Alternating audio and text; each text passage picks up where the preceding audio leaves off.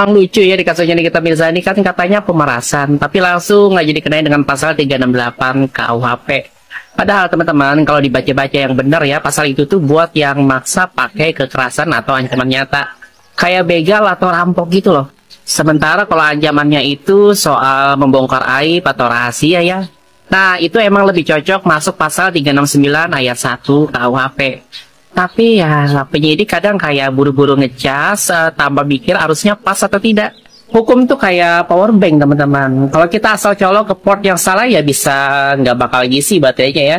Bahkan bisa rusak sistemnya, sama kayak pasal. Kalau dipasangin ke kasus yang nggak nyambung ya hasilnya bisa ngawur.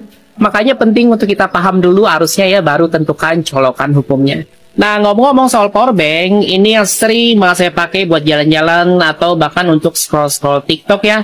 Atau mungkin untuk live streaming, tahan lama, gak gampang panas, dan ukurannya pas di tas.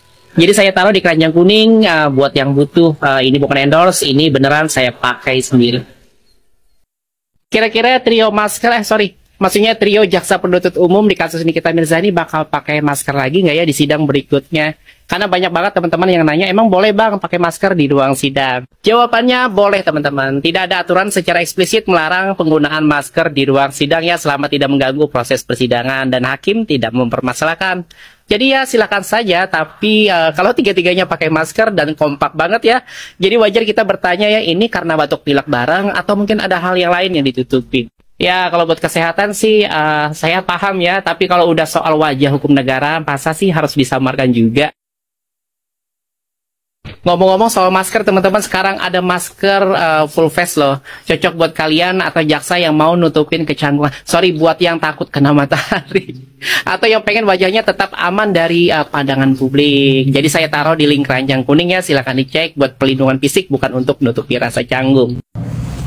Halo guys, ketemu lagi dengan aku Bahri. Nah, kali ini aku akan mengomentari tentang kasusnya Nikita Mirzani sama Dr. Eza Gladys ya guys. Aku bukan ikut nimbrung, tapi aku jujur aku ngikutin masalah beliau itu dari pas awal Januari. Dari Januari pas masih belum ditersangkakan Nikita Mirzani ya.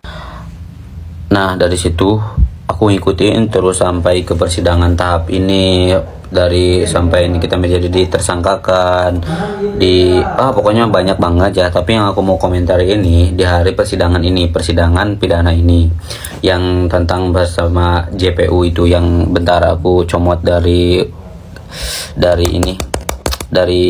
Koko ini nih, bentar nih ya, yang ini yang dari Koko comot ya, aku izin kakak comot ambil screenshotannya. Ini di sini lagi persidangan kan jelas-jelas si hakimnya itu ngomong, katanya silakan apakah saudara terdakwa Nikita Mirzani itu mengerti, paham ini. Giliran Nikita Mirzani mau ngomong baru aja sepatah dua patah kayak ya saya langsung dijawab lagi sama ini, di cut lagi omongannya tuh. Kayak gue nggak tahu ya, nggak paham tentang hukum karena gue nggak sekolah hukum, itu gue di jalur tarbiyah pendidikan gitu, nggak di jalur hukum. Ini yang mungkin yang tahu-tahu mungkin ketawa gitu ya. Tapi yang saya tahu gitu, ketika seseorang lagi dalam dialog interaktif gitu, kayak dialog interaktif, kayak ngobrol antara lawan bicara dan pembicaranya gitu ya, lagi berhadapan-hadapan gitu. Maksudnya kan satu orang kalau mempersilahkan bicara sampai tuntas dulu, jangan sampai dipotong-potong. Bapak Hakim ya, ini buat Bapak Hakim, aku mah ya nggak tahu tentang hukum ya, satu kali lagi aku yang nggak tahu cara hukum, bicara dengan hukum itu kayak gimana di persidangan ini, nggak tahu. Dan aku nggak pernah bermasalah dengan persidangan gini, nauzubillah ya. Tapi kelihatan gitu ya dari moral dan etikanya itu kayak kurang ini banget Bapak Hakim yang sejajar ini di depan. Aku bukan nyalahin, tapi kurang banget etikanya, belajar etika. Maksudnya kan sekolah hukum juga pasti ada belajar etikanya gitu, menanggapi permasalahan seperti apa. Ini orang ditanya sama kalian, sama hakim, jajarin dia hakim. Ini kita itu ditanya, Nikita itu gimana gini-gini, Bu Nikita, Nikita mau ngomong, mau ngejelasin, langsung dijawab lagi, langsung di-cut lagi, dipotong lagi. Emang ada etikanya kayak gitu? Hakim itu lebih dari apa ya? Lebih dari aku gitu, rakyat biasa gitu ya. Ini atasan kita kayak gini nggak bakalan bener nih. Orang mau ngejelasin tapi dipotong-potong saja gitu. Aku warga Indonesia gitu ya, nggak berpihak kemana-mana sama, cuman lebih ke berpihak ke manusianya, itu lebih ke Amini kita. Aku ke Dokter Reza Geraldis, aku jujur aku dulu suka, cuman setelah kayak gini dia apa ngelaporin Amini kita seperti ini dengan akal-akalan dia gitu, kayak kurang respon gitu, kurang respon. Nah, aku komentari di kali ini ya, di hari ini banyak banget kejanggalan yang dilakukan sama ini nih JPU yang di sebelah sini. Ini kan kita Bang Fahmi di sini, ini yang sebelah sini siapa nggak tahu, pokoknya mah aku nonton live nya kan lurus aja ke Nikita. Sama yang hakim depan ini nih, aneh banget asli, sumpah. Kenapa lu pada kayak gitu bang? Monyet nih. Langsung kan para netizen juga berasumsi ini ada 4 bulan. Hakim sama JPU-nya kelihatan banget cair banyak katanya. Tuh kan. Mikir coba Bapak Hakim, diginiin kalian malu gak sih punya sosmed juga kan? Yang dimaksud sama orang-orang ini tuh hakimnya motong-motong pembicaraan ami jangan-jangan apa kan, pasti asumsinya jelek nih para netizen yang cerdas ini. Terus ada lagi gak percaya sama hukum. Tuh. Hukum rusak gara-gara ini hakim ini. Maksudnya mikir gak sih kayak gini? Terus di gini hakim sama JPU kelihatan banyak cair. Ini asumsinya udah jelek nih kepada kalian. Akibat apa? Akibat ulah kalian yang gak beretika hakim.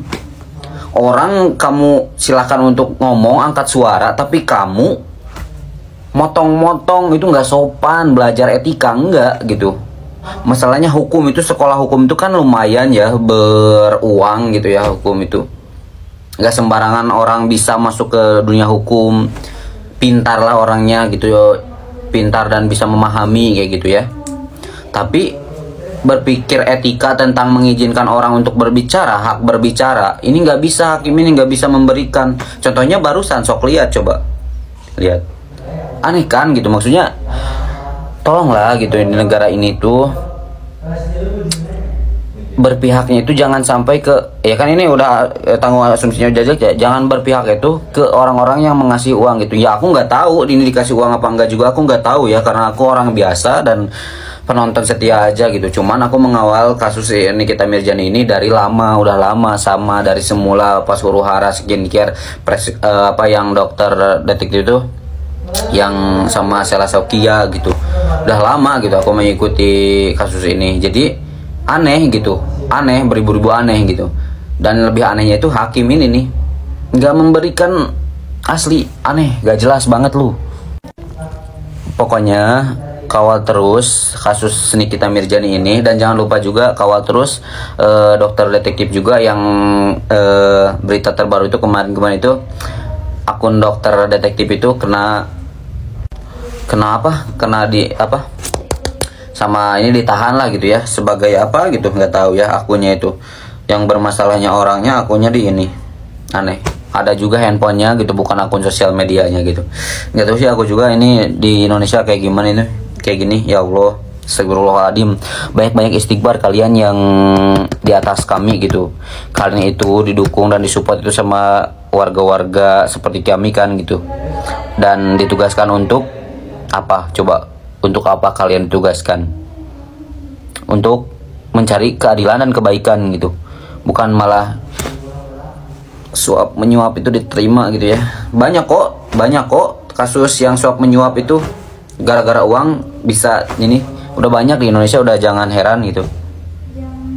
Jadi pokoknya mah cerdas ya para teman-teman awak media gitu ya, terus kawal terus dan tegakkan kebenaran. Oke?